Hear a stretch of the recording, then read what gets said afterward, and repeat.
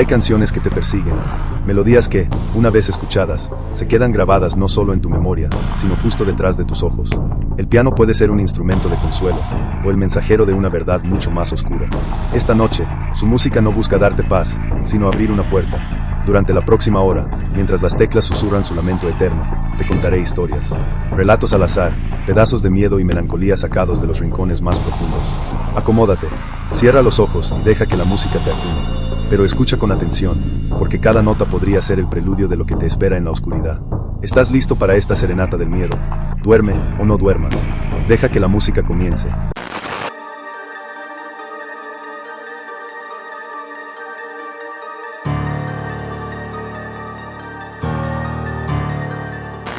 La ciudad de Guadalajara dormitaba bajo una capa de humedad y sombras. Las luces de los semáforos parpadeaban como ojos cansados, y el rumor de los últimos vehículos se mezclaba con el ladrido distante de algún perro perdido. Yo, Daniel Márquez, taxista de oficio y superviviente por necesidad, recorría las calles en busca de algún cliente rezagado. El calor era denso, pegajoso, y el sudor se acumulaba en mi nuca mientras ajustaba el volante con dedos temblorosos. Había tenido una noche tranquila, demasiado tranquila. Solo 3 viajes en toda la madrugada, y ninguno de ellos había sido rentable. Mi viejo Nissan Sentra jadeaba con cada acelerón, protestando contra los años que pesaban sobre sus resortes. Me detuve en una esquina desolada de la colonia Tlaquepaque, cerca de un mercado abandonado que olía a fruta podrida y humedad. Apagué el motor y encendí un cigarro, inhalando profundamente mientras el humo se mezclaba con el aire nocturno. Fue entonces cuando lo vi. Una figura alta y delgada se movía entre las sombras, como si no perteneciera a este mundo. Su silueta se recortaba contra la luz amarilla de una farola rota, y caminaba con pasos lentos, casi mecánicos. Vestía ropa común, una camisa blanca y pantalones oscuros, pero todo parecía demasiado grande para su cuerpo, como si llevara puesta la ropa de otro. Su rostro estaba en penumbras, pero algo en sus ojos me heló la sangre. Eran vacíos, completamente ausentes, como 2 pozos sin fondo.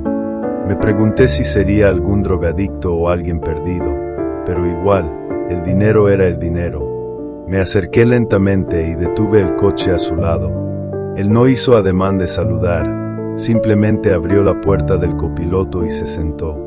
Su movimiento fue extrañamente silencioso, como si el metal no hubiera rozado contra el suelo. ¿A dónde vamos, jefe?, pregunté, tratando de sonar amable. No hubo respuesta.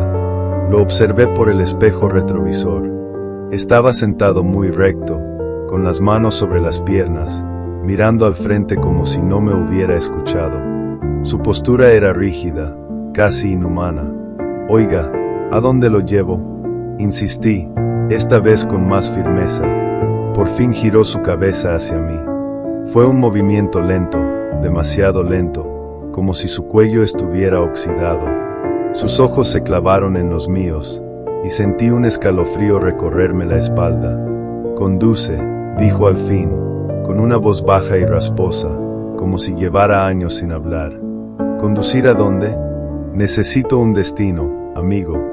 «Donde sea», respondió, y volvió a mirar al frente. Tragué saliva. Algo en él me decía que no era normal, pero traté de convencerme de que solo era un tipo raro, quizás drogado o perdido.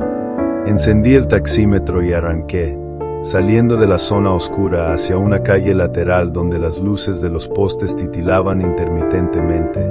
El silencio dentro del coche era opresivo, solo roto por el sonido de mi respiración y el murmullo de la radio, que había dejado encendida en una estación de música ranchera.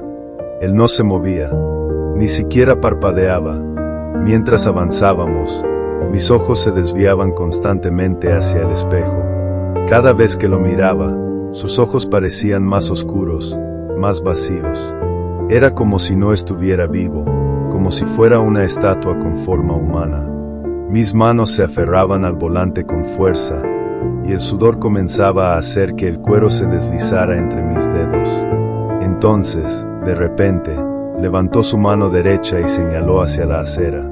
Seguí la dirección de su dedo con la mirada y vi a un hombre caminando tranquilamente, con una bolsa de plástico en la mano. Parecía inofensivo, tal vez un trabajador que regresaba a casa después de un turno largo. Y de inmediato, cayó.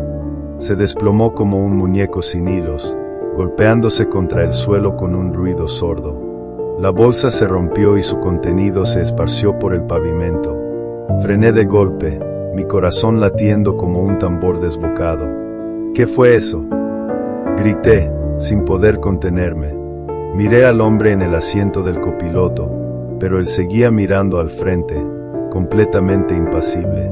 No había ni un ápice de sorpresa en su rostro, como si aquello fuera algo cotidiano. Gritos comenzaron a elevarse en la distancia. Alguien había visto la caída y corría hacia él.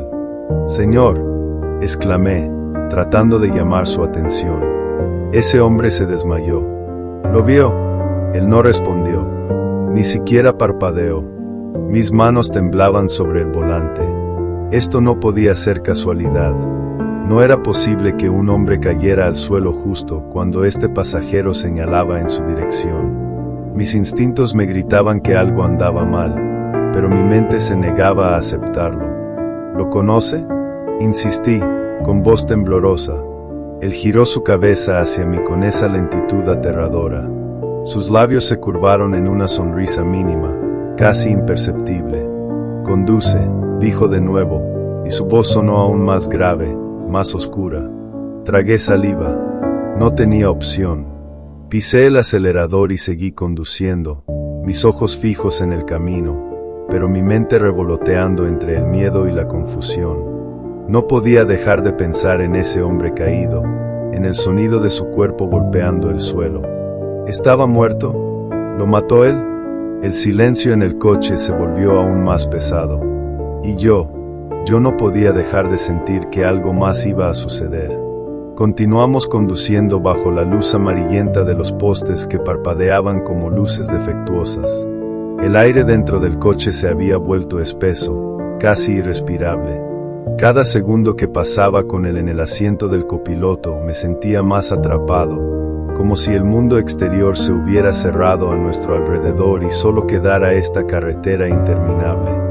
Mis ojos no podían evitar desviarse hacia el espejo retrovisor. Él seguía allí, inmóvil, con la mirada clavada al frente, como si estuviera viendo algo que yo no podía percibir. Su presencia era tan opresiva que incluso el sonido de mi propia respiración me parecía ensordecedor. Intenté concentrarme en el camino, pero la tensión me carcomía por dentro. Mis dedos se aferraban al volante con tanta fuerza que los nudillos se habían vuelto blancos. El sudor corría por mi frente y se filtraba en mis ojos, nublando mi visión. Traté de limpiarme con el dorso de la mano, pero el miedo no me dejaba relajarme ni un segundo. «¿Dónde me lleva?», pregunté, tratando de sonar casual, aunque mi voz temblaba. Él no respondió, ni siquiera se movió. Respiré hondo, tratando de calmarme.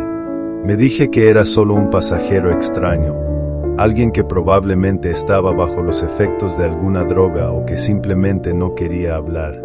Pero no podía ignorar lo que había pasado con aquel hombre en la acera. No era una coincidencia. Un escalofrío recorrió mi cuerpo. Decidí cambiar de ruta, alejarme de las calles principales y adentrarme en zonas más tranquilas, donde no hubiera tanta gente. Si este hombre tenía algo que ver con la caída de ese hombre, no quería estar cerca si volvía a suceder. Entramos en una avenida más despejada, flanqueada por edificios oscuros y silenciosos. Las luces de los negocios cerrados brillaban débilmente, como si también tuvieran miedo de permanecer encendidas. El sonido de las ruedas sobre el pavimento era lo único que rompía el silencio, y cada crujido se sentía exageradamente fuerte. Pasamos frente a un parque vacío, donde los columpios se movían solos con la brisa nocturna. Las sombras de los árboles se proyectaban en el pavimento como figuras retorcidas, y por un momento, juraría que vi una silueta moverse entre ellas. Pero cuando miré de nuevo, no había nada. Mis nervios estaban a punto de estallar. Y entonces, lo vi. Su mano derecha se levantó lentamente, con esa rigidez inquietante que ya había aprendido a reconocer. Señaló hacia un camión de carga que avanzaba a nuestro lado, con su conductor tarareando una canción a todo volumen, ajeno a lo que estaba por suceder. Mi corazón se aceleró. No murmuré, apretando el volante con fuerza.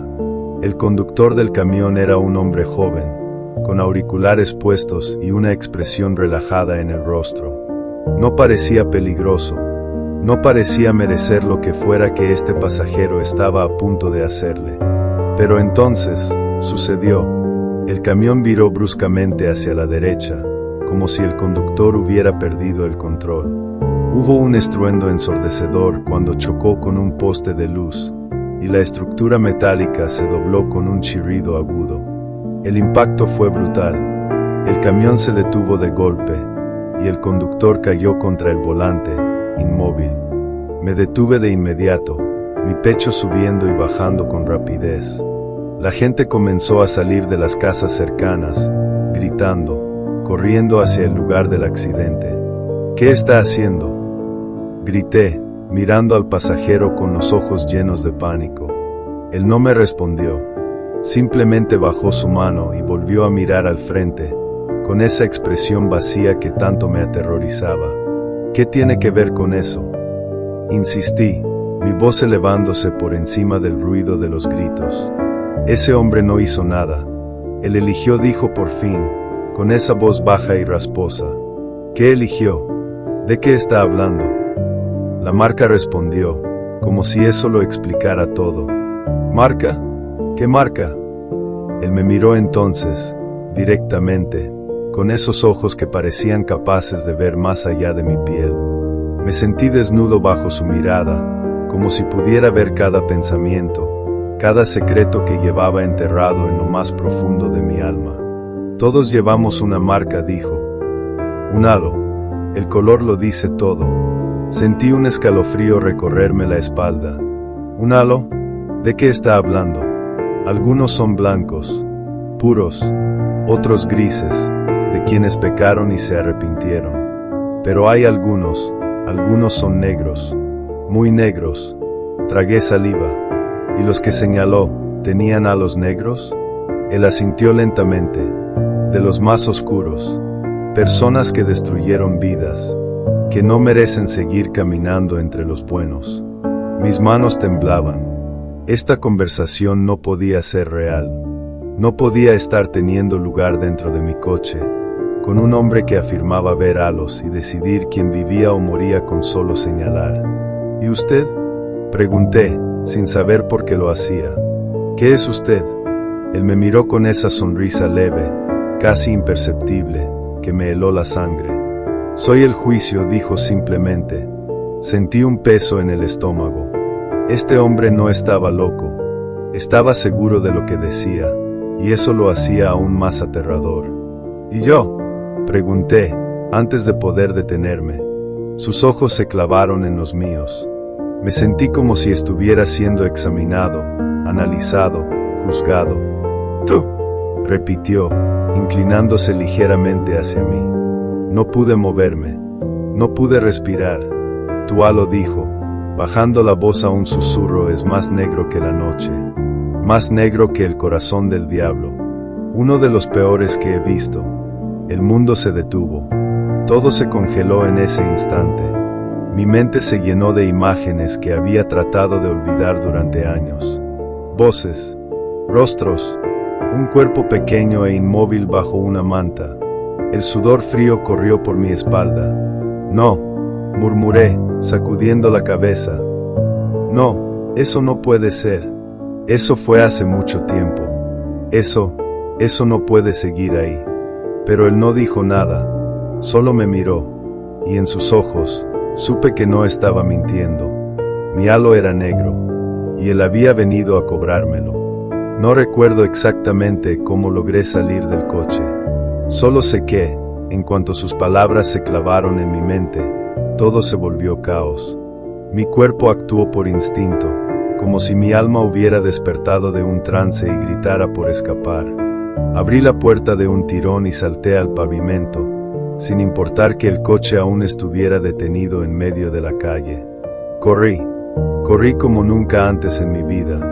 Mis piernas se movían solas, llevándome lejos de él, de sus ojos vacíos, de su voz aterradora.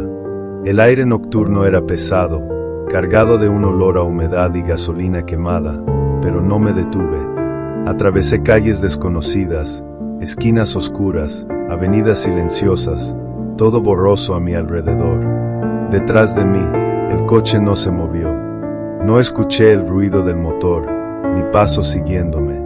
Pero sabía que él no necesitaba perseguirme. Sabía que, donde quiera que estuviera, podía verme. Podía ver mi halo. Podía matarme. Mis pulmones ardían, pero seguí corriendo. Mis pies pisaban charcos de agua estancada. El eco de mis pisadas rebotaba entre los edificios abandonados que se alzaban como fantasmas a mi alrededor. Mi mente estaba invadida por pensamientos que no podía controlar, imágenes que había enterrado profundamente y que ahora resurgían con toda su crudeza. La niña. Habían pasado años desde aquella noche, años tratando de olvidar, de convencerme de que había sido un accidente, de que no fue mi culpa.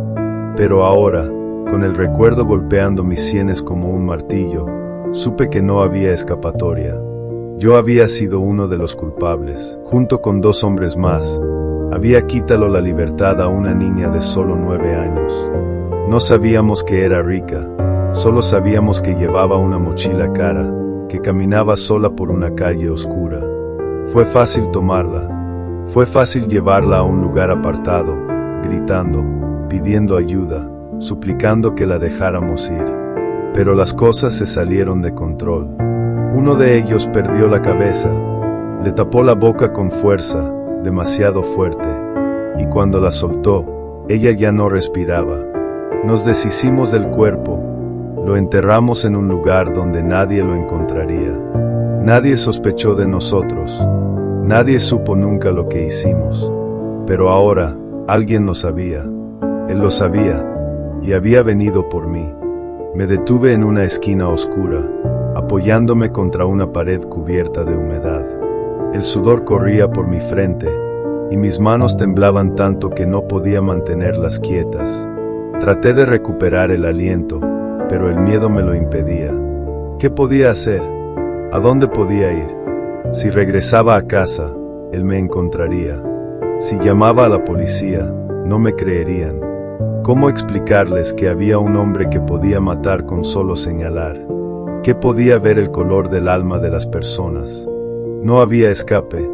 Miré hacia atrás, hacia la oscuridad de la calle por la que había corrido. Nada, ni rastro de él. Pero eso no significaba que no estuviera cerca. Sacudí la cabeza, tratando de pensar. Necesitaba ayuda. Necesitaba hablar con alguien. Tal vez si confesaba, si entregaba mi alma al arrepentimiento, si pagaba por mis pecados, él no vendría por mí. Pero, ¿y si ya era demasiado tarde? ¿Y si mi halo ya estaba marcado? Un escalofrío recorrió mi cuerpo. Decidí seguir corriendo, alejarme lo más posible, encontrar un lugar donde nadie me conociera, donde pudiera esconderme, donde tal vez, solo tal vez, podría empezar de nuevo. Pero en el fondo, sabía la verdad. Él me encontraría. Siempre lo hacía. Corrí durante lo que parecieron horas. Atravesé barrios que no conocía, calles oscuras como el interior de una tumba, avenidas donde ni siquiera las sombras se atrevían a moverse. Mis pulmones ardían, mis piernas temblaban, pero no me detuve. No podía, hasta que apareció ella, una mujer mayor, sentada en los escalones de una casa abandonada, fumando un cigarro bajo la luz amarilla de un poste roto. Sus ojos me miraron sin sorpresa, como si ya supiera por qué corría. ¿Qué te persigue, hijo?, me preguntó con voz suave, casi maternal. Me quedé allí, jadeando, sudoroso, con el corazón saliéndoseme del pecho. No sabía si confiar en ella, pero algo en su mirada me hizo bajar la guardia. Alguien que puede ver el alma de la gente, dije entre respiraciones. Y mi alma es negra, muy negra. Ella asintió lentamente, como si ya lo supiera. Entonces has sido marcado, dijo. Eso explica por qué estás aquí. ¿Aquí? ¿Dónde estoy? En el límite, respondió. ¿Dónde empieza el camino de los que huyen y dónde acaba el de los que no pueden escapar? No entendí sus palabras, pero tampoco tuve tiempo de preguntar. Un sonido detrás de mí, suave, casi inaudible. Un paso, uno solo, pero lo reconocí, lo recordé. Era el sonido que hacía él cuando caminaba, como si sus pies apenas tocaran el suelo, como si fuera parte del aire. Me di la vuelta. Allí estaba, de pie, a unos metros, envuelto en la penumbra. Su figura alta, su postura rígida, sus ojos vacíos clavados en mí. Ni un ápice de expresión en su rostro. Solo silencio, solo juicio. La mujer no se movió, no gritó. Solo dio una última calada a su cigarro antes de apagarlo contra la pared.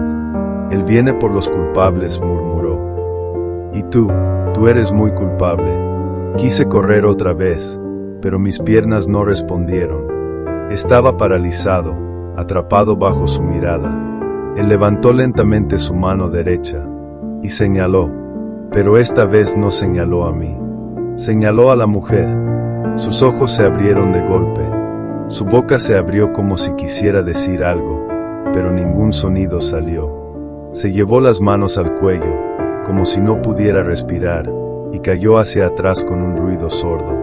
Sin vida, simplemente sin vida. Miré a ese ser, sin poder entender. ¿Por qué? Porque ella no hizo nada. Él bajó la mano lentamente y me observó con esa frialdad infinita. Su halo era negro, dijo simplemente. Tan negro como el tuyo. No, ella no tenía nada que ver conmigo, no hizo lo que yo hice. El halo no miente, respondió. El halo lo dice todo. Tragué saliva. Mi mente intentaba aferrarse a cualquier cosa, cualquier excusa, cualquier mentira que me permitiera seguir creyendo que merecía vivir. Tal vez hay una forma de limpiarlo, dije, casi rogando. Si confieso, si pago por lo que hice, si entrego mi vida a Dios. Él negó con la cabeza. Demasiado tarde, dijo. Tu halo ya está marcado. El proceso ha comenzado. ¿Proceso? ¿Qué proceso? Él se acercó un paso más. Ahora estaba tan cerca que podía sentir su presencia, aunque no despedía calor, olor ni sonido.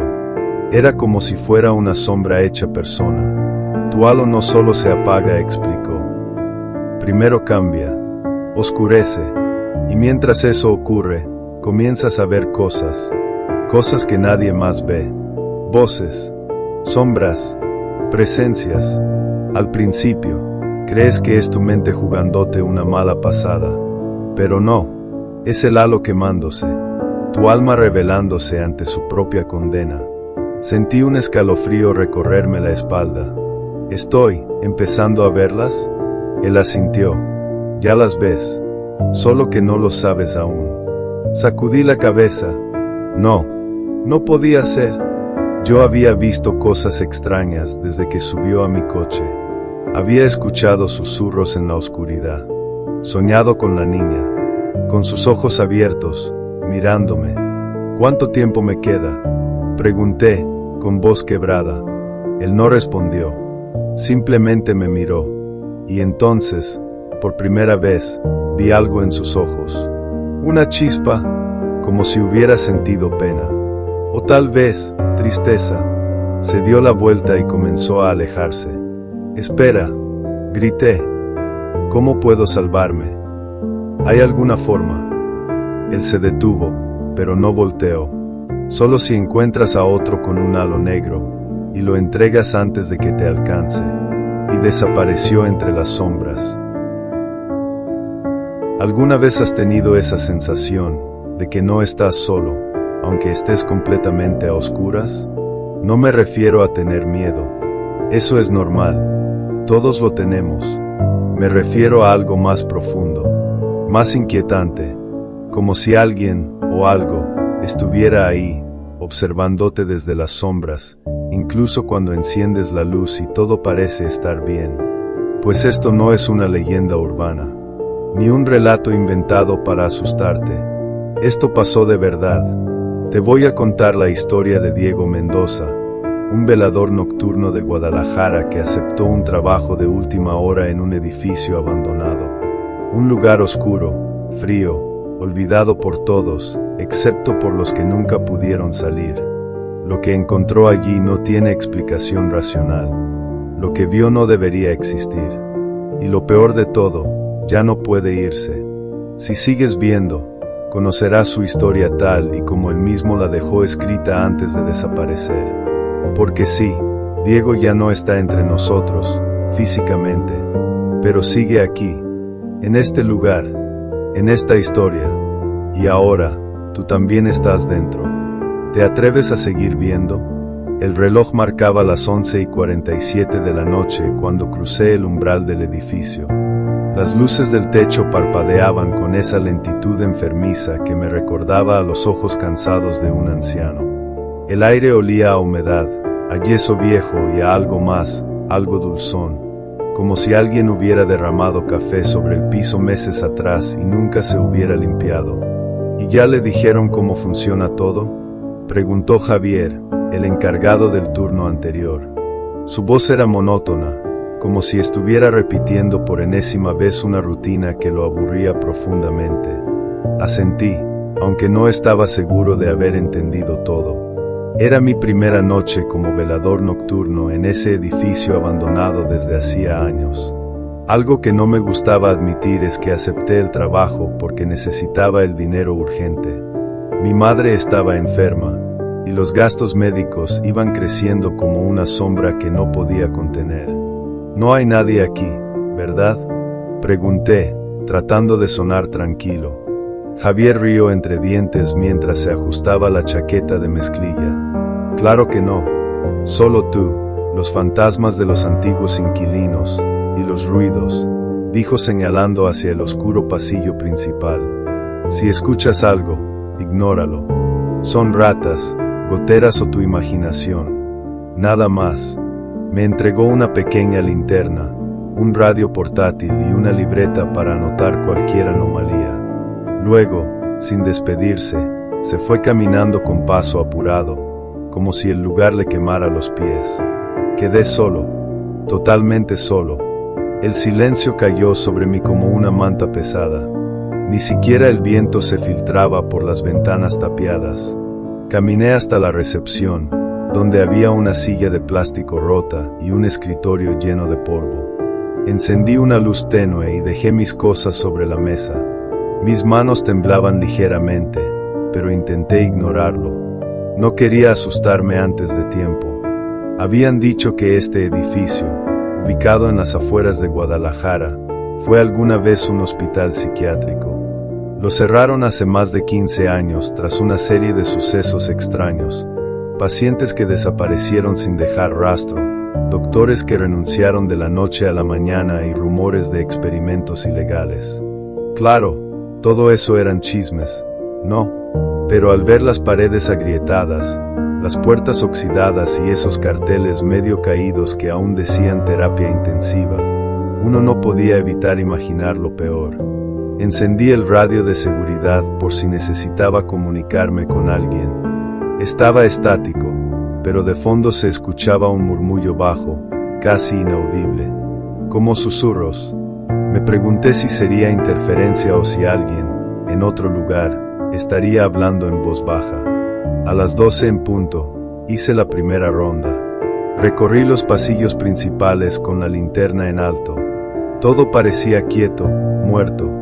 En cada esquina, imágenes de lo que fue, una camilla abandonada, una bata colgada de una percha rota, un frasco de medicina caducado tirado en el suelo.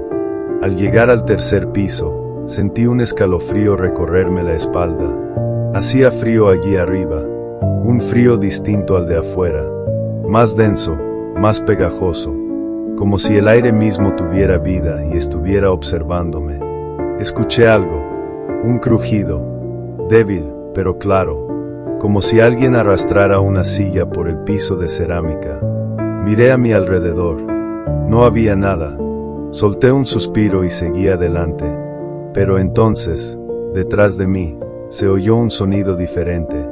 Una especie de gemido ahogado, como el llanto de un niño pequeño, pero más grave, más humano. Me di vuelta rápidamente, enfocando con la linterna cada rincón del pasillo. Nada, absolutamente nada. Y, sin embargo, aquel sonido seguía allí, como una vibración interna que nacía dentro de mí. Regresé a la recepción con el corazón acelerado. Anoté en la libreta, sonidos inexplicables en el tercer piso, posiblemente estructura o animales. Mentira, yo sabía que no eran animales. Pasaron las horas, las 2 de la madrugada, la oscuridad se hizo más profunda. Decidí sentarme y tratar de calmarme. Cerré los ojos un momento, solo un momento. Cuando los abrí, el reloj marcaba las 3:10. La luz del techo parpadeaba otra vez, pero ahora había algo más. Una figura al final del pasillo. Era alta, delgada. Vestía una bata blanca sucia, con manchas oscuras que no quería identificar. Sus brazos colgaban inertes a los lados, y su cabeza estaba inclinada hacia adelante, como si estuviera examinando algo invisible en el suelo. Traté de respirar, pero el aire se atascó en mi garganta. Mis piernas no respondían. Quería correr, gritar, hacer cualquier cosa, pero solo podía mirarla. Entonces levantó la cabeza. Sus ojos, no tenía ojos, solo cuencas vacías llenas de oscuridad. Grité, o al menos lo intenté. De mi boca salió apenas un jadeo entrecortado. La figura dio un paso hacia mí. En ese momento, el radio emitió un chillido agudo, como una alarma de emergencia. Salté de la silla y corrí hacia la salida, tropezando con la mesita de la recepción. La linterna se apagó. Quedé envuelto en la oscuridad absoluta. Oí pasos, lentos, pesados, acercándose. Lloriqueé como un niño perdido en la oscuridad. Busqué a tientas la puerta, la encontré y salí corriendo hacia el exterior. El aire fresco de la noche me golpeó el rostro, pero no me detuve. Corrí hasta que mis pulmones ardieron, hasta que el edificio quedó muy lejos. Solo entonces me detuve, temblando, sudando frío. Nunca debería haber aceptado ese trabajo, pero ya era demasiado tarde. Porque esa noche, algo me siguió fuera del edificio, y desde entonces, no he podido dormir. No recuerdo con exactitud cuánto tiempo estuve corriendo. Solo sé que mis piernas ardían, mis pulmones quemaban como si hubieran tragado brasas, y el sudor se mezclaba con lágrimas frías que no sabía que había derramado. El aire de la noche estaba fresco, pero me sentía como si viniera saliendo de un horno. El miedo me había cocido por dentro. Cuando al fin me detuve, jadeando bajo un poste de luz apagado en las afueras del camino principal, miré hacia atrás. El edificio seguía allí, silencioso y oscuro, como si nada hubiera pasado, como si yo no hubiera visto lo que vi. Pero algo sí había cambiado. Había una sensación extraña en mi nuca, como si estuvieran observándome, como si esa cosa sin ojo, todavía estuviera allá adentro, pero también aquí afuera, en mí. Sacudí la cabeza. No podía pensar en eso ahora. Tenía que calmarme, respirar, llamar a alguien, pero no tenía señal. Mi celular solo mostraba sin servicio, como si el mundo entero se hubiera olvidado de este lugar. Regresé al trabajo caminando, lentamente, obligándome a no mirar atrás. Cada paso era una tortura. Mis pensamientos se enredaban entre sí, como cables eléctricos sueltos buscando hacer cortocircuito. ¿Qué había sido eso? ¿Una alucinación? ¿Un truco de la mente causado por el estrés y la falta de sueño? Pero no podía negar lo que había sentido. Esa presencia, ese vacío donde debería haber habido vida. Era real, tan real como el dolor en mis piernas. Al llegar al edificio otra vez, ya no parecía tan abandonado. Más bien, parecía estar respirando. Empujé la puerta con dedos temblorosos. El chirrido de las bisagras oxidadas sonó más fuerte esta vez, más personal, como si protestara por dejarme entrar. Encendí la luz de recepción. La bombilla parpadeó varias veces antes de quedarse fija.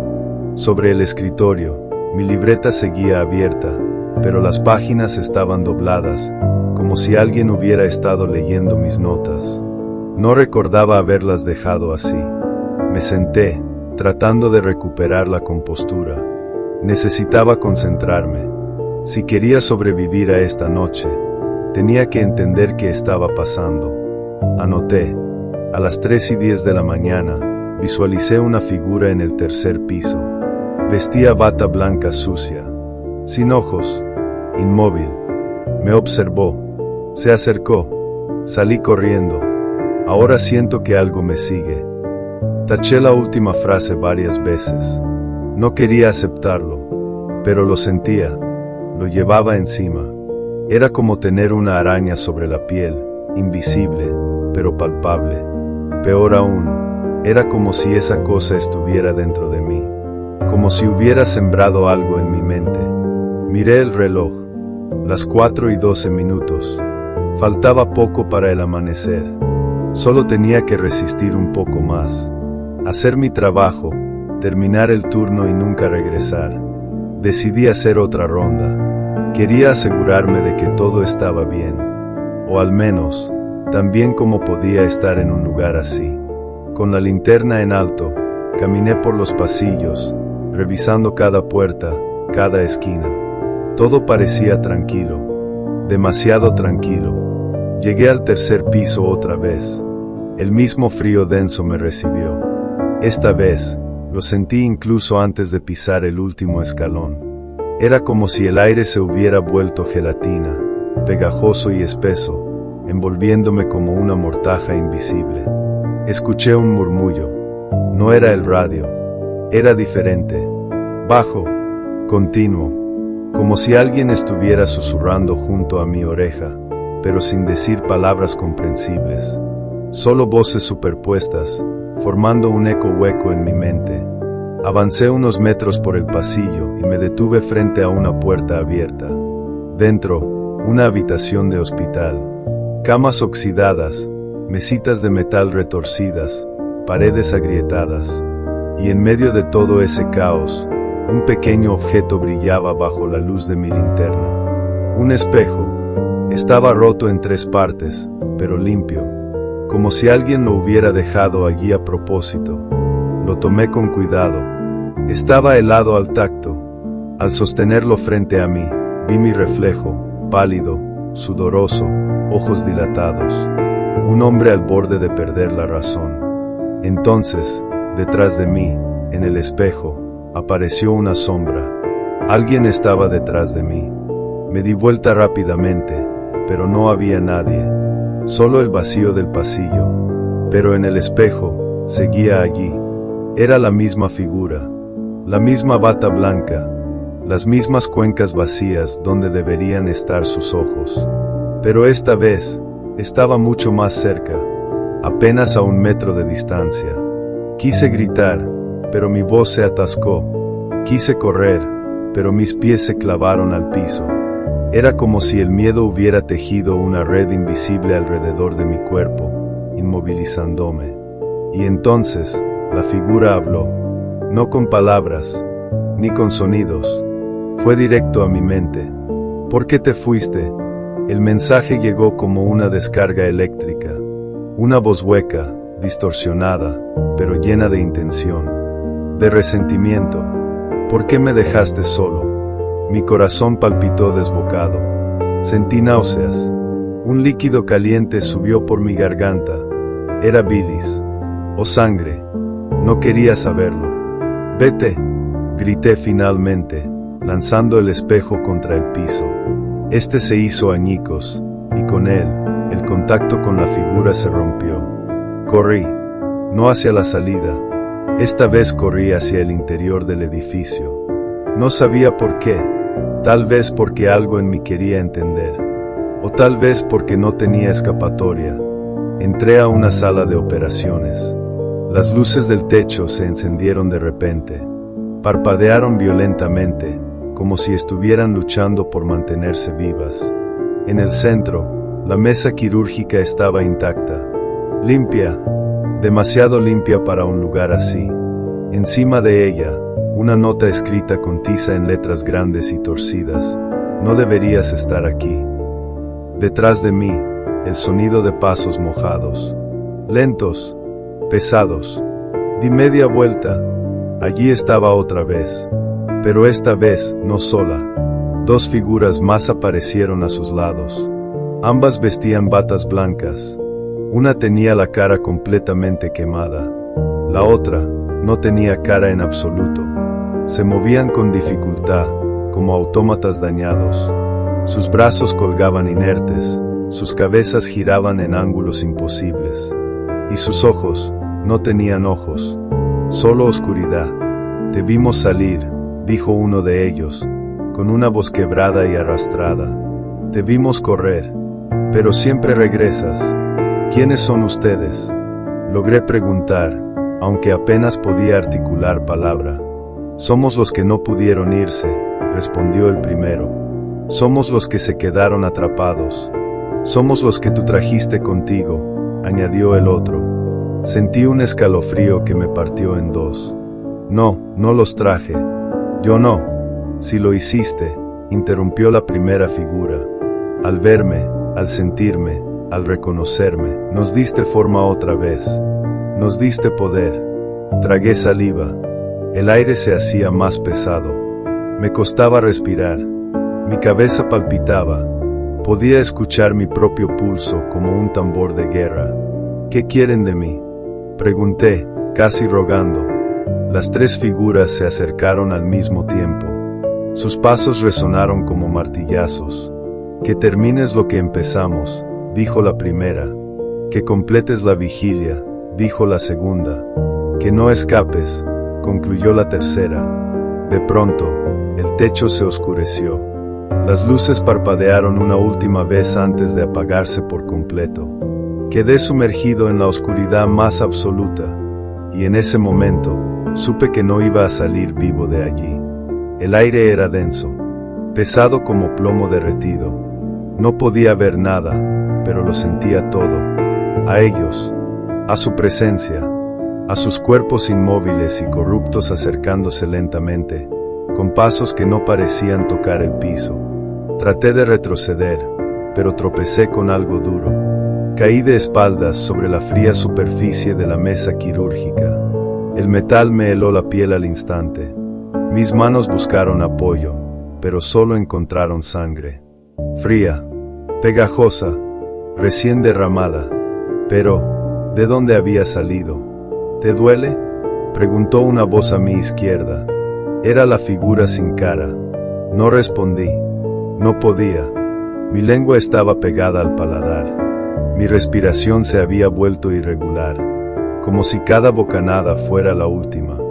No te preocupes, dijo otra voz, esta vez desde arriba. Pronto dejarás de sentir.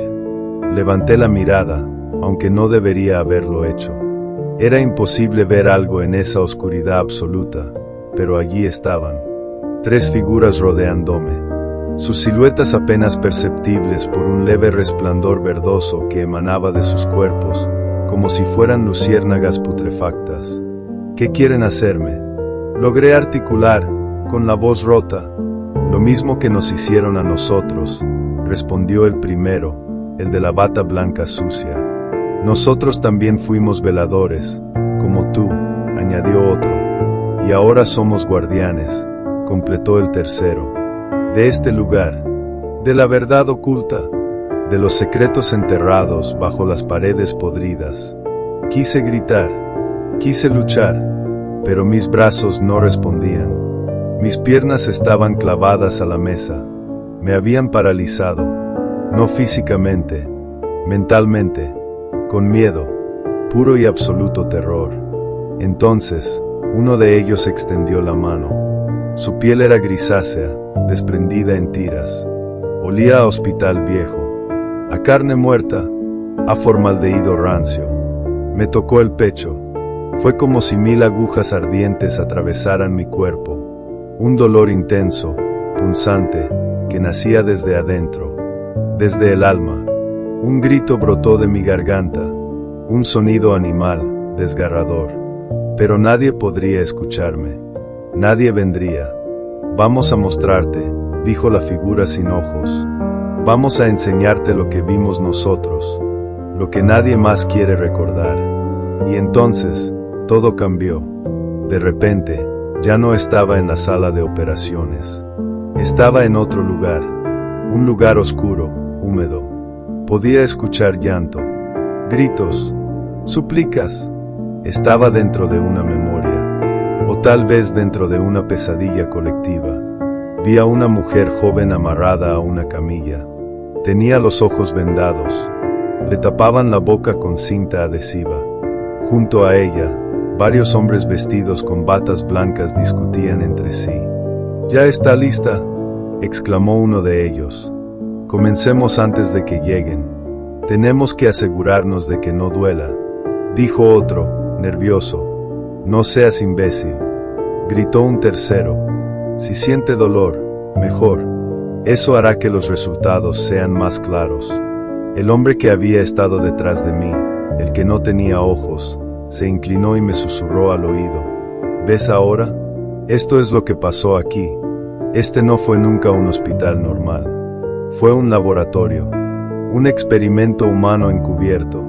Intenté apartar la mirada, pero no podía. Era como si mis párpados hubieran sido cosidos abiertos. La mujer gritaba debajo de la cinta, forcejeaba, pero sus ataduras eran demasiado fuertes. Uno de los médicos tomó un bisturí y le hizo un corte en el antebrazo. Ella chilló como si el infierno mismo hubiera salido de su garganta. «Es resistente al dolor», anotó otro médico. «Increíble. Es casi inmune a la adrenalina». «Prueben con esto», dijo un cuarto, entregando una jeringa con un líquido verde brillante. Se la inyectaron directamente en el corazón. La mujer se arqueó hacia atrás, con los ojos aún vendados. Luego, de repente, dejó de moverse. «Sin vida», dijo uno. No corrigió el líder. «En proceso de transformación». Regresé a la realidad con un golpe seco. Estaba de nuevo en la mesa quirúrgica, sudando frío, temblando, llorando sin saber por qué. Las 3 figuras seguían allí, observándome. «Ahora sabes», dijo el primero. «Este lugar no solo guarda muertos», agregó otro. «Guarda almas. Almas que fueron usadas, experimentadas, transformadas». «Y tú», dijo el tercero, señalándome con un dedo huesudo. «Tú has despertado algo que no debías». Solté un gemido lastimero. No entendía. No quería entender. «¿Qué voy a hacer?», pregunté, rogando por una respuesta que me devolviera la cordura. «Solo hay 2 opciones», respondió el de la bata sucia. «Te vas o te quedas». «¿Y si me quedo?». «Entonces serás uno de nosotros», contestó el que no tenía cara. «Serás parte de la vigilia, parte de la memoria, parte del dolor». Sentí un escalofrío que recorrió toda mi columna vertebral. Yo no quiero eso». «Pero ya es tarde», interrumpió el tercero. «Ya nos viste, ya nos escuchaste, ya nos diste forma. Ahora perteneces a este lugar». Miré a mi alrededor. Las luces del techo se habían vuelto rojas. La temperatura bajó drásticamente. Y en cada esquina, nuevas figuras comenzaban a aparecer. Docenas de ellas. Veladores, enfermeras, pacientes. Todos con los mismos ojos vacíos. Todos con la misma mirada perdida. «Bienvenido a la eternidad», dijo uno de ellos. «Bienvenido a la vigilia del olvido», añadió otro. Cerré los ojos con fuerza. Rogué, lloré, pedí ayuda, pero ya no había salida. Cuando los abrí otra vez, Ya no estaba en la sala de operaciones. Estaba de vuelta en la recepción. El reloj marcaba las 5:49. Faltaban 11 minutos para que amaneciera. Escuché pasos en el techo. Pasos lentos, pesados. Miré hacia arriba. Una grieta en el techo se expandía poco a poco, como si algo estuviera rompiendo el mundo desde adentro. Sonreí, porque ya no tenía miedo, porque ya no era humano, porque ya no iba a salir vivo de allí, porque ya era parte de la vigilia.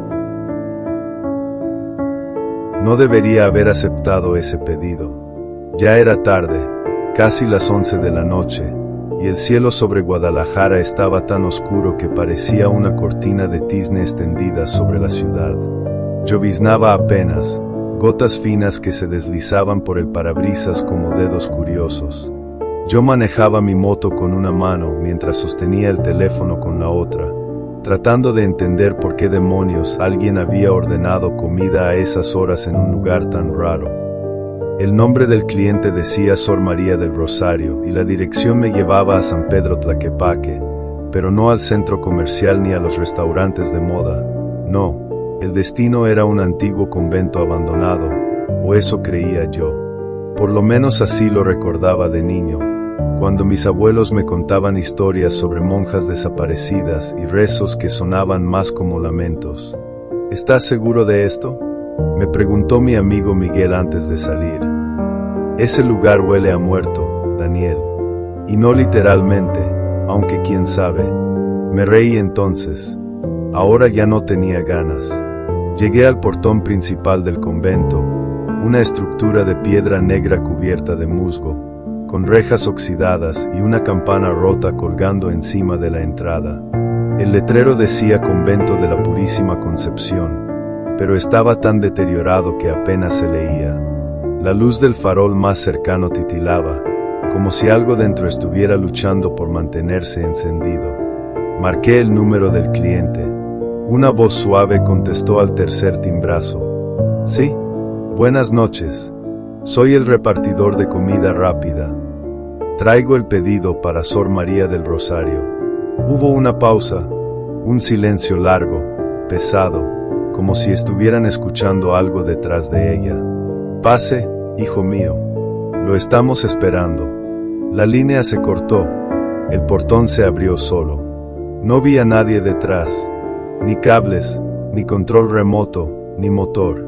Simplemente se movió, como si el edificio hubiera inhalado aire y decidido dejarme entrar.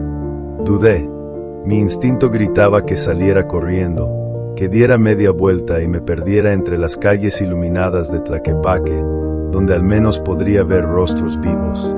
Pero no podía dejar el pedido ahí afuera. Tenía que entregarlo. Era mi trabajo. Entré. La humedad me golpeó primero. Un frío pegajoso que se colaba bajo mi chamarra y se aferraba a mi piel. Olía a tierra mojada, a cera vieja y a algo más, algo dulce, podrido, como flores marchitas bañadas en sangre. La capilla estaba frente a mí. Sus vitrales rotos mostraban figuras borrosas de santos sin rostro. A ambos lados del camino de piedra, árboles retorcidos se inclinaban hacia adentro, como si escucharan secretos prohibidos.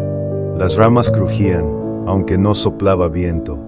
De pronto, escuché pasos, suaves, lentos, de mujer. Monjas, tal vez, pero no venían de adelante. Venían de atrás. Me di la vuelta. Nadie. Solo la puerta del convento, cerrándose sola. Mi corazón aceleró. Tragué saliva y seguí caminando, apretando la bolsa con la comida contra mi pecho como si fuera un amuleto. Los pasos seguían, ahora más cerca. Alguien me estaba siguiendo. «¿Hola?», dije, mi voz temblorosa. Nadie respondió. Un escalofrío recorrió mi espalda. Me detuve. Los pasos también. Todo quedó en silencio, excepto un susurro, una voz femenina, muy baja, cantando algo en latín. O quizás no era latín. No reconocía las palabras, pero sabía que no eran humanas. Miré hacia arriba. En una de las ventanas del segundo piso, una figura vestida de blanco apareció de repente, sin moverse, solo mirándome, con ojos completamente negros. Grité, no pude evitarlo. La figura desapareció. Corrí. No quería estar allí ni un minuto más, pero mis piernas no me respondieron bien. Se enredaron entre sí, tropecé y caí. La comida se desparramó sobre el suelo mojado. El olor a pollo asado y papas fritas se mezcló con el hedor de la decadencia. Me levanté, jadeando, y miré hacia la ventana otra vez. Ella seguía allí, y ahora sonreía.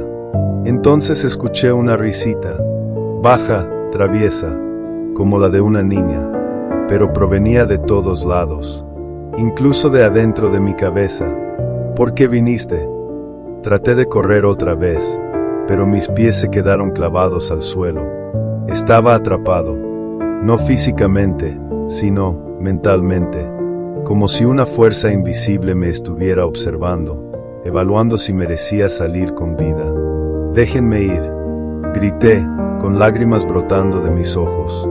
La risita cesó. Silencio. Luego, una voz diferente, grave, calmada. «Tú trajiste la comida. Ahora te toca cenar con nosotras». Sentí una mano fría en mi hombro. Me di vuelta.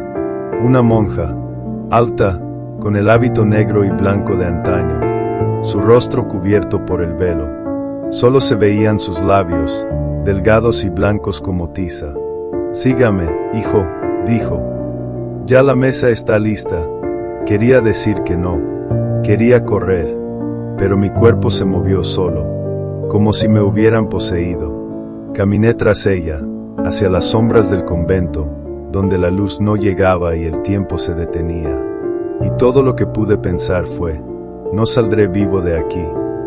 Caminamos por un pasillo oscuro, tan estrecho que mis hombros rozaban las paredes. Las antorchas colgadas en nichos de piedra titilaban con una luz amarillenta y enfermiza, como si la llama estuviera viva y succionara el oxígeno a mi alrededor. El aire era espeso, cargado de humedad y algo más, algo dulce, nauseabundo. Un olor que no podía identificar del todo, pero que me revolvía el estómago. La monja caminaba delante de mí, sin hacer ruido. Ni siquiera escuchaba el roce de su hábito contra el piso. Era como si flotara. Mis pasos, en cambio, sonaban huecos, como si estuviera pisando madera vieja sobre un pozo sin fondo. «¿A dónde vamos?», pregunté, aunque ya sabía que no debía hablar. Ella no respondió, solo siguió caminando. Intenté moverme, detenerme, retroceder, pero mi cuerpo no me obedecía. Era como si otra voluntad controlara cada uno de mis músculos, como si estuviera poseído. No sentía dolor, ni miedo, solo una extraña resignación, como si esto hubiera estado destinado a ocurrir desde antes de nacer. El pasillo terminó en una gran puerta de madera tallada. Tenía figuras esculpidas, formas humanas retorcidas, brazos extendidos hacia arriba, rostros desfigurados en gritos mudos. En el centro, una cruz invertida. La monja abrió la puerta con un simple toque. Adentro, había una sala enorme, iluminada por candelabros de hierro negro. Mesas largas, cubiertas con mantelería blanca manchada de sangre seca. Sillas vacías, excepto una docena de ellas, ocupadas por figuras vestidas igual que mi guía. Todas me miraban. Sus rostros permanecían ocultos bajo los velos, pero podía sentir sus ojos clavados en mí. Algunas tenían las manos entrelazadas, otras sostenían cucharas y cuchillos oxidados.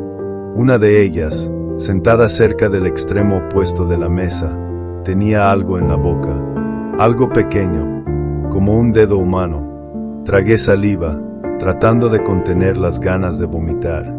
«Siéntese, hijo mío», dijo una voz detrás de mí. «Sor María del Rosario», supuse. Me guiaron hasta una silla al final de la mesa. Frente a mí, un plato blanco con comida que no reconocí. Parecía carne cocida, pero estaba demasiado oscura, casi carbonizada. Junto a ella, un vaso con líquido rojizo. Sangre, tal vez. O vino podrido. ¿Qué es esto? Pregunté, mi voz apenas audible. Es la cena, respondió una monja a mi izquierda. Usted trajo la comida, ahora debe compartirla con nosotras. Pero yo, no quiero comer. Vine a entregar el pedido, nada más. Una risa baja recorrió la mesa.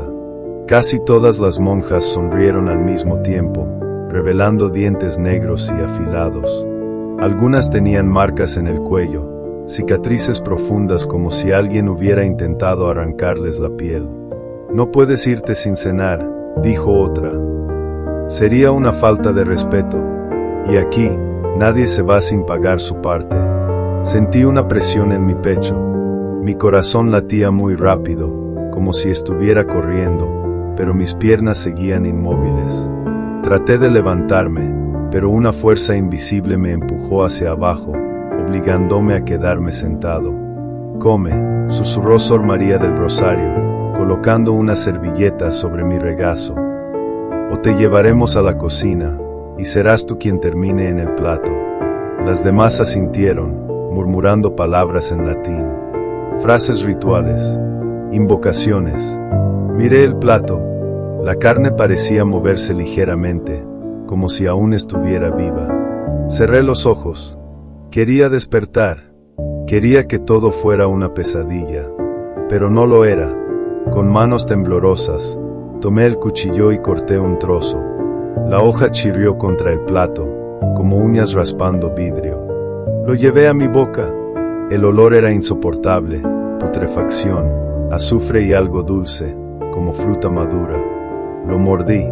Fue lo peor que he probado en mi vida. La textura era como cartílago quemado. El sabor, indescriptible.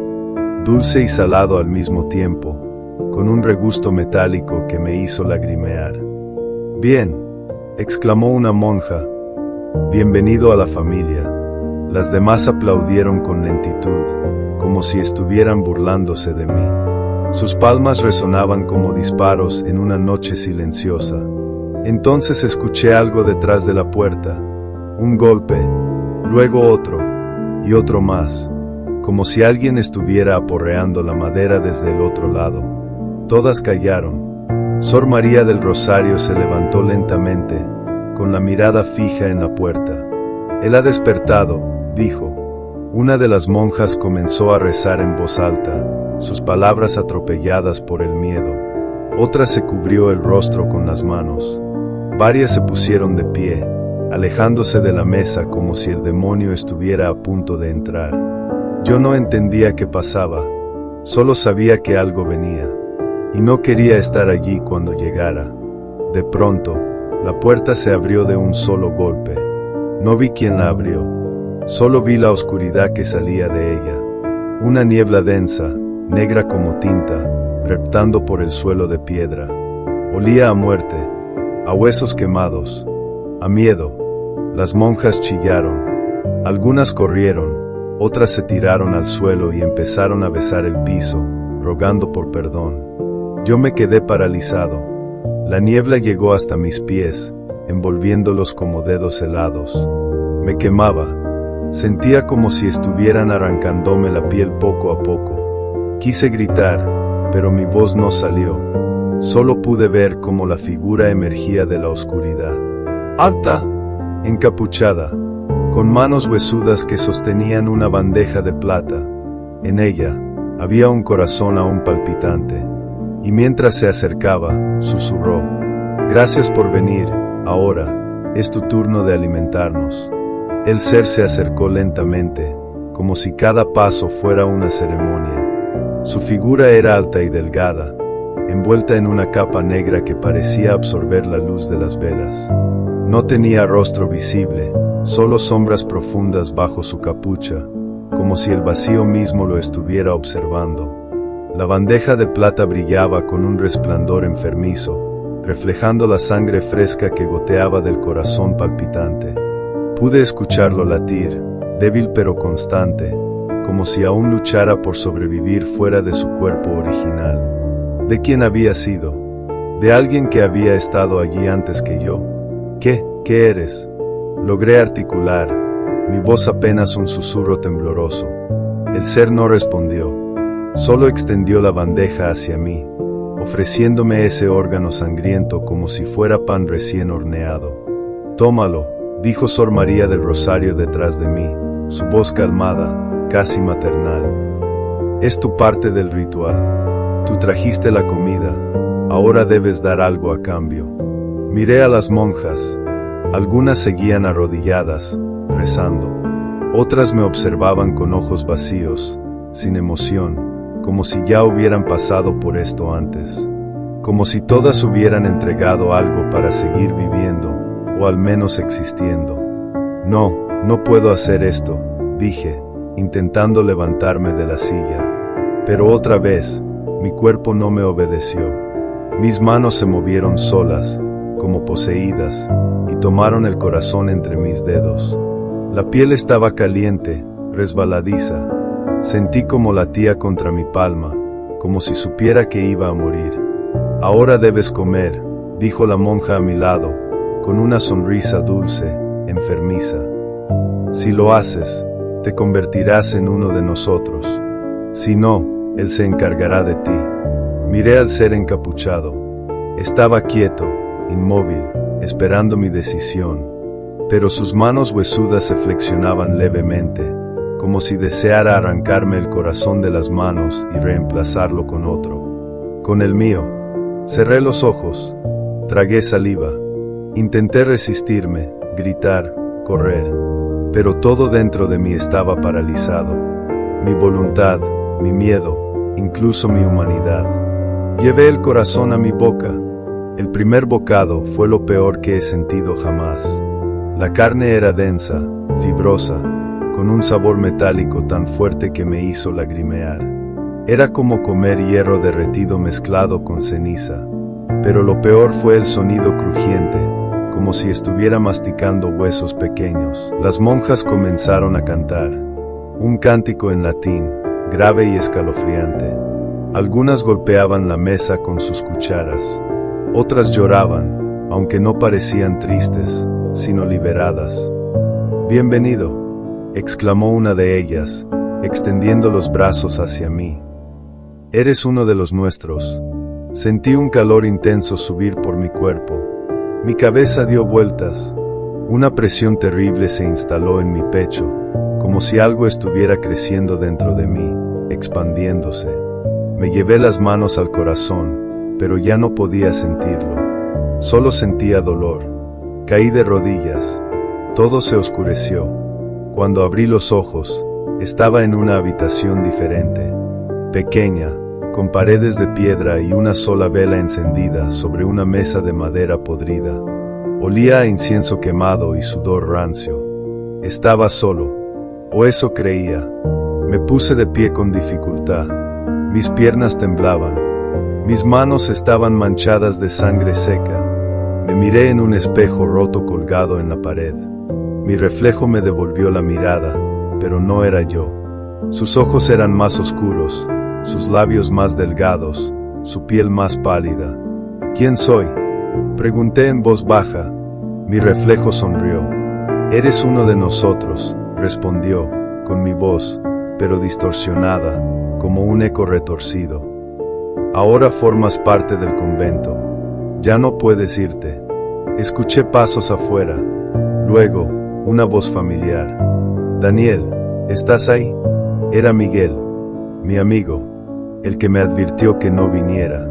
Corrí hacia la puerta y la abrí de golpe. Miguel estaba de pie frente a mí, vestido con su chamarra de cuero y pantalones gastados. En su mano, sostenía una linterna que titilaba nerviosa. Daniel, gracias a Dios. Pensé que te había. ¿Qué te pasa? Lo miré fijamente. Quería responderle, advertirle que saliera de allí. Pero no pude. Mis labios no se movían. Mi mente gritaba, pero mi cuerpo actuaba solo. Sonreí. ¿Irme a dónde?, dije, con esa voz extraña, ajena. Aquí estoy bien. Aquí todos estamos bien. Él retrocedió un paso, confundido. Daniel, ¿qué te hicieron? Antes de que pudiera responder, escuchamos el sonido de la campana del convento. Sonó 3 veces, lenta y solemnemente. La cena estaba lista. Una docena de figuras aparecieron detrás de mí, silenciosas, vestidas con hábitos negros y blancos.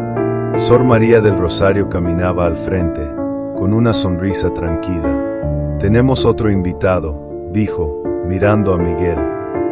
«Bienvenido a la familia». Miguel dio un paso atrás. Su rostro palideció. «Corre, Daniel», gritó. «Corre mientras puedas». Pero no pude moverme. Mis pies se quedaron clavados al suelo. Mi cuerpo no me pertenecía. Y mientras las monjas avanzaban hacia mi mejor amigo, yo solo pude ver cómo lo rodeaban, cómo lo arrastraban al interior del convento, cómo sus gritos se apagaban poco a poco. Y todo lo que pude pensar fue: ya no soy humano. No puedo recordar cuánto tiempo ha pasado desde aquella noche. No existe el tiempo en este lugar. Solo hay ciclos, luces y sombras, comida y hambre, ritos y silencios. Yo ya no soy Daniel, o al menos, no el Daniel que conocía. Aquel repartidor de comida que aceptó una orden extraña, a una hora inadecuada, en un lugar prohibido. Ahora llevo un hábito negro y blanco, como todas las demás figuras que habitan entre estas paredes. Mi voz se mezcla con la de ellas en los rituales nocturnos. Mis manos, antes limpias, ahora están manchadas de sangre seca y cera derretida. Pero aún recuerdo, aunque intenten borrarlo, aunque me obliguen a repetir las oraciones y a beber de las copas negras, todavía guardo imágenes en mi mente, fragmentos del mundo afuera, de mi madre llorando frente a la pantalla del celular, sin saber qué le pasó a su hijo, de Miguel, gritando mientras lo arrastraban hacia la oscuridad, del olor a pollo asado mezclándose con el hedor a muerte. A veces, cuando la campana suena 3 veces y las luces parpadean como si estuvieran agonizando, siento algo dentro de mí, como si una chispa de humanidad aún ardiera bajo esta piel fría, pero apenas dura unos segundos. Después viene ella, Sor María del Rosario, la líder, la guardiana, la elegida. Ella entra en la capilla vestida con sus mejores galas, pero sus ojos, esos ojos no tienen fondo. Son pozos oscuros donde desaparecen todos los pensamientos rebeldes. Ella sonríe, y ese gesto debería ser reconfortante, pero es tan vacío como la cruz invertida sobre el altar. Hoy es noche de entrega. Una nueva alma vendrá, un nuevo invitado para el banquete, y yo estoy sentado en mi lugar habitual, en la mesa larga cubierta de mantelería blanca teñida por el tiempo.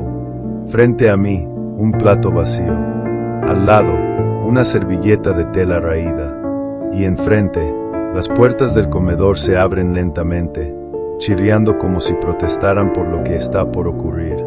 Es él, un joven, no más de 20 años, con una bolsa de comida en la mano y una mirada confundida. Sus ojos se mueven de un lado a otro, buscando alguna señal de cordura en medio de esta locura, buscando una cara amiga, pero no la encontrará, porque aquí no queda nada humano, ni siquiera en mí. Bienvenido, dice Sor María del Rosario, extendiendo sus brazos como una madre recibiendo a su hijo perdido. Has traído la cena, ahora debes quedarte a compartirla. El chico retrocede, su cuerpo tiembla, mira hacia la puerta, pero ya está cerrada. No hay forma de salir. Lo sé porque lo he vivido, porque fui yo hace tanto tiempo. ¿Dónde estoy?, pregunta con voz temblorosa. ¿Qué es este lugar? Las monjas ríen. Es una risa baja, cruel, como el sonido de uñas raspando una pizarra. Yo también quiero reír. Quiero llorar. Quiero gritarle que corra, que salte por la ventana, que grite hasta que alguien escuche. Pero mis labios no se mueven. Mis ojos solo pueden observar. Este es tu hogar ahora, responde una de las monjas más jóvenes, con una voz dulce que contrasta con el horror de sus palabras. Aquí encontrarás paz. Aquí encontrarás amor. El chico da otro paso atrás. Sus manos tiemblan. La bolsa de comida cae al suelo. El olor a papas fritas y salsa picante se mezcla con el hedor a incienso quemado y carne podrida. «Déjenme ir», grita. «Llamaré a la policía». Pero nadie responde. Nadie lo ayuda. De pronto, escuchamos un golpe. Fuerte, profundo, como el latido de un corazón gigantesco enterrado bajo el convento. Él ha despertado otra vez. La niebla negra comienza a salir de debajo de la mesa, reptando por el suelo como una bestia hambrienta. Las monjas se levantan y se arrodillan, inclinando la cabeza ante la presencia que viene. Yo hago lo mismo, aunque cada parte de mi lucha contra el impulso. Cada célula grita que esto no está bien. La puerta del fondo se abre sola. Allí está, alto, encapuchado, con manos huesudas y una bandeja de plata en sus dedos esqueléticos. En ella hay otro corazón palpitante. El chico grita, corre hacia la puerta principal, pero esta se cierra antes de que pueda alcanzarla. Se voltea, buscando escapatoria, mirándome directamente a los ojos, suplicando ayuda. «Por favor», dice con la mirada. Yo trato de moverme, trato de decir algo, pero no puedo. Estoy atrapado. Soy parte de esto. Soy uno de ellos. Entonces, Sor María del Rosario se acerca al chico. Le toca el rostro con delicadeza. Le sonríe. «SHHH, tranquilo. Pronto dejarás de tener miedo». Y justo cuando ella levanta su mano derecha, preparándose para dar la señal, algo ocurre dentro de mí. Una chispa, un recuerdo, mi madre, su voz, su abrazo, su olor a vainilla y café, me llama desde algún lugar muy lejano, como si supiera que estoy aquí, atrapado en esta pesadilla sin fin. Y entonces, por primera vez en mucho tiempo, logro moverme. Un solo paso, hacia adelante. Mis manos se extienden, tocan el hombro del chico. Él se voltea, sorprendido. «Corre», logro decir, con una voz quebrada, casi inaudible. «Corre ahora». Sor María del Rosario se gira hacia mí. Sus ojos brillan con furia. «Traición», exclama. «Él no es uno de nosotros». Las otras monjas se levantan, gritan, chillan. Algunas sacan cuchillos oxidados, otras rezan frenéticamente. Pero ya no me importa. Tomo al chico del brazo y lo empujo hacia la puerta. Él corre, sale, bajo la lluvia helada, hacia la libertad. Yo me quedo atrás. La oscuridad me envuelve. 1000 manos tiran de mí, me arrastran hacia el suelo. Siento dientes clavándose en mi piel, uñas rasgando mi carne. Pero no me resisto, porque sé que, al final, logré hacer algo humano. Ayudé a alguien a escapar. Y eso, aunque sea mi fin, fue valiente. Ahora solo queda esperar. Pronto vendrá otro repartidor, otra alma inocente. Y tal vez, si tengo suerte, también logre salvarla. ¿Alguna vez has sentido que algo te observa en la oscuridad?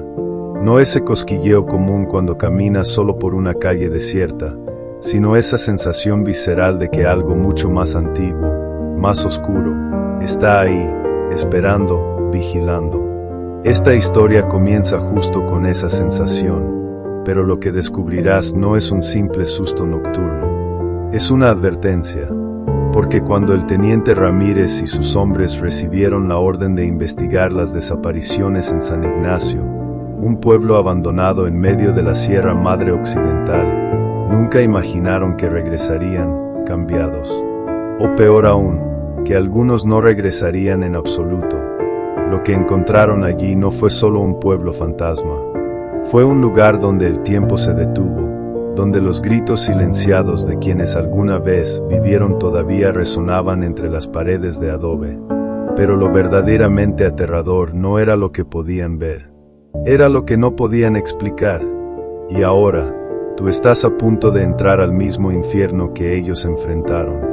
Prepárate. Lo que sigue podría hacerte cuestionar si realmente quieres seguir leyendo. Pero créeme, ya es demasiado tarde para dar marcha atrás. El sol se ocultaba tras las montañas de la Sierra Madre Occidental, pintando el cielo de tonos naranjas y morados. El teniente Ramírez ajustó el cinturón de su rifle mientras revisaba el mapa una vez más. Éramos un grupo de 6 hombres, todo parte de una unidad especial del ejército mexicano enviada a investigar desapariciones en el pueblo de San Ignacio, un lugar que apenas aparecía en los mapas. Los pobladores cercanos decían que nadie había vuelto de allí en meses, pero para nosotros, eso solo significaba trabajo. ¿Crees que sea verdad lo que cuentan?, preguntó el cabo Sánchez desde el asiento trasero del vehículo blindado. Su voz temblaba ligeramente, aunque trataba de disimularlo. No sé qué pensar, respondió el sargento Morales, quien conducía con ambas manos firmes al volante. Pero si algo he aprendido en esta vida es que nunca subestimes lo que no puedes explicar. Yo, el soldado López, iba callado, mirando por la ventana. Las carreteras estaban desiertas, y el único sonido que acompañaba nuestro viaje era el crujir de la grava bajo las ruedas. La sensación de incomodidad crecía dentro de mí como una presión en el pecho. Algo no estaba bien, podía sentirlo en mis huesos. No era miedo exactamente, sino una especie de advertencia, como si mi cuerpo supiera algo antes que mi mente. Cuando llegamos al desvío hacia San Ignacio, el camino cambió drásticamente. El pavimento terminó abruptamente, reemplazado por senderos de tierra seca y rocas afiladas. El aire olía diferente aquí, más denso, como si cada bocanada llevara consigo un peso invisible. A lo lejos, entre las sombras de los pinos, comenzaron a vislumbrarse las primeras casas abandonadas. Ventanas rotas, puertas colgando de sus bisagras, techos derrumbados. Era como si el tiempo se hubiera detenido repentinamente y todo hubiera quedado atrapado en ese instante. Esto parece sacado de una película de terror, murmuró el cabo Mendoza, apretando su fusil contra el pecho. Basta de comentarios, ordenó el teniente Ramírez con firmeza. Mantengan la calma y sigan el protocolo. Si hay sobrevivientes, necesitamos encontrarlos. Bajamos del vehículo y nos adentramos en el pueblo. Cada paso que dábamos resonaba extrañamente alto, como si el silencio mismo nos observara. El viento soplaba suave, pero traía consigo un olor acre, metálico, como sangre vieja mezclada con polvo. Mi piel comenzó a erizarse, y no era solo por el frío nocturno que ya empezaba a envolvernos. La primera casa que inspeccionamos estaba completamente vacía. Polvo cubría cada superficie, y las telarañas colgaban como cortinas deshilachadas. Pero algo llamó mi atención, una mesa puesta en el comedor. Los platos aún tenían restos de comida seca, y las tazas estaban llenas hasta la mitad con agua turbia. Era como si alguien hubiera estado a punto de comer y simplemente desaparecieron. Esto no tiene sentido, dijo el cabo Sánchez, rompiendo el silencio. ¿Quién deja una comida a medio terminar así? Nadie respondió. Todos estábamos pensando lo mismo. Algo terrible había ocurrido aquí. Continuamos avanzando hacia el centro del pueblo, donde encontramos una pequeña iglesia de piedra. Sus puertas estaban cerradas con candados oxidados, pero cuando intentamos abrirlas, se dieron con un chirrido agudo que resonó como un grito en el vacío. Dentro, el aire era aún más pesado, cargado de un olor dulzón y nauseabundo que me hizo taparme la nariz. Las bancas estaban torcidas, algunas rotas, y en el altar había una figura grotesca tallada en madera. Representaba a una mujer con brazos extendidos, pero su rostro estaba deformado, como si hubiera sido tallado por alguien poseído por el pánico. Fue aquí donde comenzaron las historias, dijo el sargento Morales, señalando una serie de símbolos garabateados en las paredes. Eran cruces invertidas, ojos dibujados con carbón, y palabras escritas en un idioma que ninguno de nosotros entendía. ¿Qué clase de gente vivía aquí?, Pregunté en voz baja, aunque no esperaba una respuesta. De pronto, escuchamos un ruido fuera de la iglesia. Un golpe seco, como si algo pesado hubiera caído al suelo. Nos giramos rápidamente, apuntando nuestras armas hacia la entrada. El corazón me latía tan fuerte que casi podía escucharlo sobre el silencio sepulcral. Salimos de la iglesia con cautela, moviéndonos como fantasmas entre las sombras proyectadas por los edificios abandonados. El ruido había cesado, pero la sensación de ser observados era ahora abrumadora. Sentía los ojos de algo, o alguien, clavados en mi nuca. Mi respiración se aceleraba, y aunque intentaba controlarla, sabía que los demás también estaban nerviosos. El cabo Sánchez murmuraba oraciones en voz baja, mientras el teniente Ramírez mantenía su postura estoica, aunque incluso él parecía inquieto.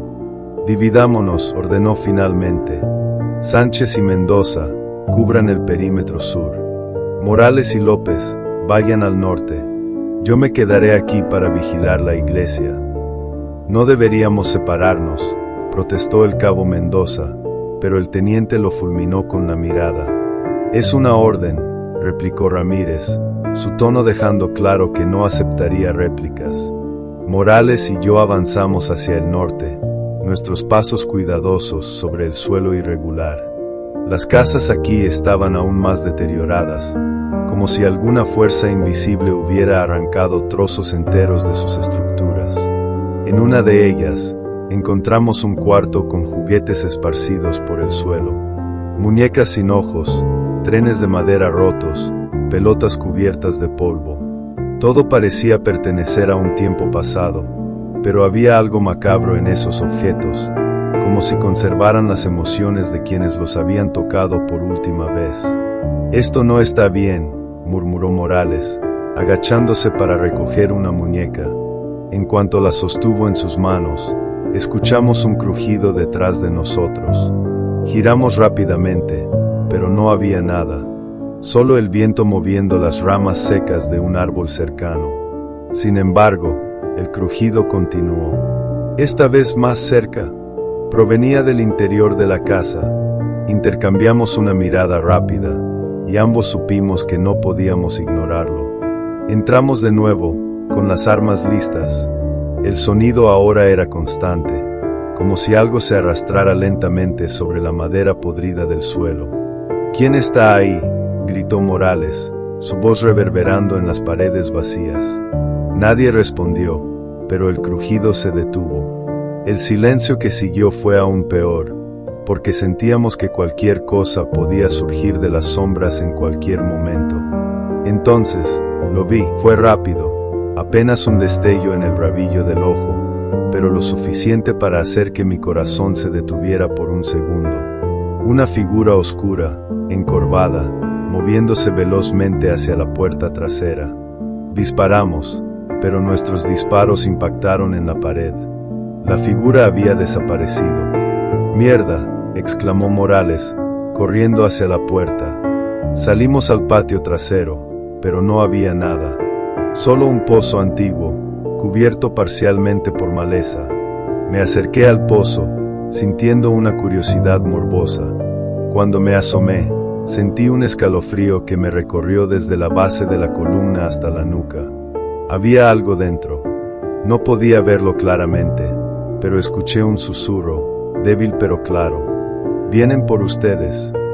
Me alejé de golpe, casi tropezando con Morales. «¿Escuchaste eso?», pregunté, jadeando. «No», respondió él, pero su expresión decía lo contrario. Ambos sabíamos que algo maligno acechaba en este pueblo. Regresamos corriendo hacia la iglesia, pero cuando llegamos, el teniente Ramírez no estaba. Solo había una nota garabateada en el suelo: «No confíen en ellos». «¿En quiénes?», preguntó Morales, levantando la nota con cuidado. Antes de que pudiera responder, escuchamos gritos provenientes del sur. Corrimos hacia allá, pero cuando llegamos, encontramos a Sánchez y Mendoza tirados en el suelo, inconscientes. Sus uniformes estaban rasgados, y había marcas profundas en sus brazos, como si algo los hubiera arañado repetidamente. «Despierten», gritó Morales, sacudiendo a Sánchez, pero no reaccionaron. Entonces, escuchamos pasos lentos, deliberados, acercándose desde la oscuridad. Levantamos nuestras armas, pero cuando vimos quién venía, nuestras manos temblaron. Era el teniente Ramírez, pero no era él. Sus ojos estaban completamente negros, y su rostro tenía una expresión vacía, como si algo lo hubiera consumido por completo. «Teniente, ¿qué pasó?», pregunté, retrocediendo involuntariamente. «No puedo detenerlo», dijo, su voz distorsionada, como si 1000 voces hablaran a través de él. «Ya están aquí». Y entonces, el suelo comenzó a temblar. El temblor fue violento, sacudiendo el suelo bajo nuestros pies como si la tierra misma quisiera tragarnos. Morales y yo nos aferramos a los restos de una pared cercana, tratando de mantener el equilibrio. El teniente Ramírez permanecía inmóvil, con esa expresión inhumana en su rostro, mientras el aire a nuestro alrededor se volvía más denso, casi irrespirable. Podía sentir el sudor frío correr por mi espalda, y un zumbido agudo comenzó a perforar mis oídos. «López, tenemos que largarnos de aquí», gritó Morales, pero su voz apenas lograba abrirse paso a través del caos. Quise responder, pero las palabras se atoraron en mi garganta cuando vi lo que emergía del suelo frente a nosotros. Era una masa oscura, una sombra viva que parecía expandirse y contraerse como si respirara. De ella surgían formas humanoides distorsionadas, figuras retorcidas que se deslizaban hacia nosotros con movimientos espasmódicos. Sus ojos, si es que se les podía llamar así, brillaban con un resplandor rojizo que iluminaba brevemente sus facciones deformes. «No podemos luchar contra eso», murmuré, sintiendo como mi cuerpo comenzaba a fallar ante el pánico absoluto. «¡Corre!», gritó Morales, pero cuando intentamos mover las piernas, estas parecían haberse convertido en piedra. El teniente Ramírez, o lo que quedaba de él, extendió una mano hacia nosotros, señalando hacia el pozo que habíamos visto antes. «Ahí, encuentren respuestas». Sus últimas palabras fueron un eco distorsionado, y antes de que pudiéramos reaccionar, las figuras oscuras se lanzaron hacia nosotros. Morales disparó su arma frenéticamente, pero las balas atravesaban las sombras sin causar daño alguno. Vi como una de las criaturas lo alcanzaba, envolviéndolo en una especie de niebla negra que lo arrastraba hacia el suelo. Su grito fue breve, sofocado por el rugido del viento y el crujido de la tierra que seguía temblando. Quedé solo, o eso creí. Las sombras comenzaron a rodearme, y aunque quería correr, mis músculos no respondían.